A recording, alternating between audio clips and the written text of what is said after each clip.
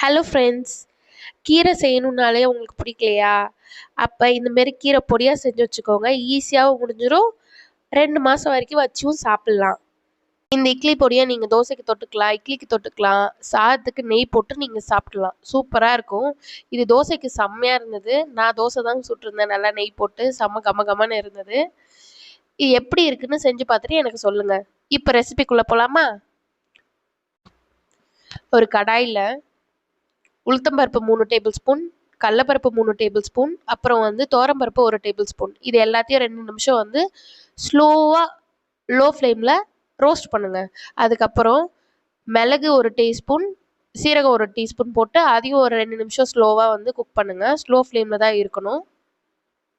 இதுக்கப்புறம் coriander seeds 1 tablespoon add பண்ணியிருக்கேன். அதுக்கப்புறம் 4 ட்ரைடு ரெட் சில்லி யூஸ் பண்ணியிருக்கேன். எல்லாத்தையும் நல்லா சாட்டே பண்ணிக்கோங்க.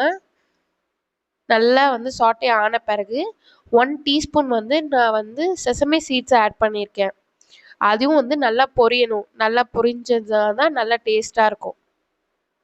எல்லாம் நல்லா பொரிஞ்சிடுச்சு, கோல்டன் கலரில் ஆகிடுச்சு. இதை நான் எடுத்து ஓரமாக வச்சுட்டேன். இதே பேனில் 4 கார்லிக் போட்டு அது கூட நான் கழுவி காய வச்ச முருங்கை இலையை போட்டிருக்கேன். நல்லா கிறிஸ்பாகிற வரைக்கும் நல்லா ரோஸ்ட் பண்ணணும். நல்லா ரோஸ்ட் ஆகிடுச்சு. இதுக்கப்புறமா இது எல்லாத்தையும் ஓரமாக எடுத்து வச்சிடணும். இதில் நான் கொஞ்சம் கல் உப்பும் பெருங்காயமும் போட மறந்துட்டேன். அதை இப்போ போட்டுக்கிறேன். போட்டு இதை நல்லா மிக்சியில் கொர கொரன்னு அரைச்சிக்கோங்க. நான் கொஞ்சம் கொர கொரன்னு அரைச்சிக்கிறேன். நீங்கள் மைய அரைக்கினாலும் அரைச்சிக்கலாம். நல்லா அரைச்சி எடுத்துட்டேன்.